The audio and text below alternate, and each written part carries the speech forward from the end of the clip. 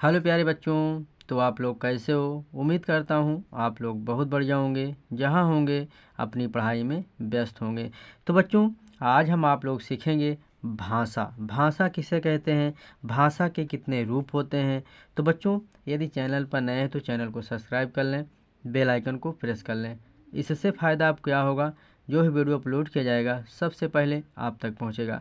तो बच्चों, चलते हैं सीखते हैं भाषा किसे कहते हैं, भाषा के रूप कितने होते हैं। तो बच्चों चलते हैं, सबसे पहले सीखेंगे भाषा। तो बच्चों दिया है भाषा और व्याकरण।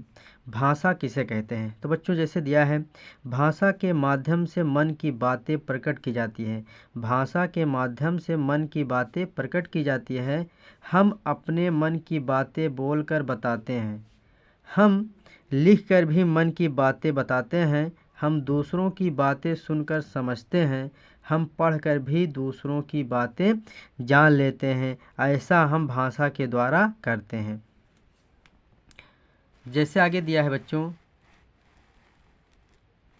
आगे दिया है, जैसे दिया है, चौराहे पर खड़ा ट्रैफिक पुलिस वाला इशारों से वाहनों को चलने अथवा रुकने का आदेश देता है। चौराहे पर खड़ा ट्रैफिक पुलिस वाला इशारों से वाहनों को चलने अथवा रुकने का आदेश देता है, परंतु यह भाषा नहीं होती है। छोटे बच्चे, गूंगे, बहरे तथा पशु पक्षी भी किसी न किसी माध्यम से अपने विचारों को प्रकट करते हैं।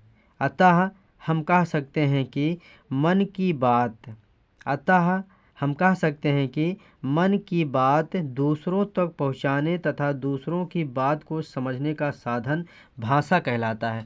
तो बच्चों, भाषा किसे कहते हैं, मन की बात दूसरों तक पहुंचाने तथा दूसरों की बात को समझने का साधन भाषा कहलाता है। क्या कहलाता है, भाषा कहलाता है। तो बच्चों जैसे उसके आगे दिया है, भाषा के प्रकार, भाषा के रूप। तो बच्चों जैसे दिया है, हम अपनी बात दूसरों तक दो रूपों में पहुंचा सकते हैं। हम अपनी बात दूसरों तक दो रूपों में पहुंचा सकते हैं, जैसे बोलकर या लिखकर। इस प्रकार भाषा के दो रूप भी होते हैं, जैसे मौखिक रूप यानी लिखित रूप। यानी पहला है मौखिक रूप, दूसरा है लिखित रूप। यानी कह सकते हैं, उठो बेटा स्कूल नहीं जाना है का, ये मौखिक रूप है। और दूसरा है लिखित रूप है, यानी मित्र को पत्र लिखकर लिख रहा हूँ, यानी मित्र को पत्र लिख रहा हूँ, ये लिखित रूप है। और मौखिक रूप है, उठो बेटा स्कूल नहीं जाना है क्या। तो बच्चों, इस उदाहरण के माध्यम से हम आप समझ गए। तो बच्चों इसी प्रकार से और देखते हैं इसके आगे क्या है। तो जैसे बच्चों दिया है, जब हम बोलकर अपनी बात दूसरों तक पहुंचाते हैं। जब हम बोलकर अपनी बात दूसरों तक पहुंचाते हैं तथा दूसरों की बात सुनकर समझते हैं, तो वह भाषा का मौखिक रूप कहलाता है। क्या कहलाता है, भाषा का मौखिक रूप कहलाता है। जैसे बच्चों, जब हम बोलकर अपनी बात दूसरों तक पहुंचाते हैं तथा दूसरों की बात सुनकर समझते हैं, तो वह भाषा का मौखिक रूप कहलाता है। जैसे फर्स्ट है बातचीत में, दूसरा है भाषण देने में, तीसरा है किस्सा कहानी सुनने में, चौथा है बोलकर पढ़ने में, पांचवा है नाटक फिल्मों आदि में।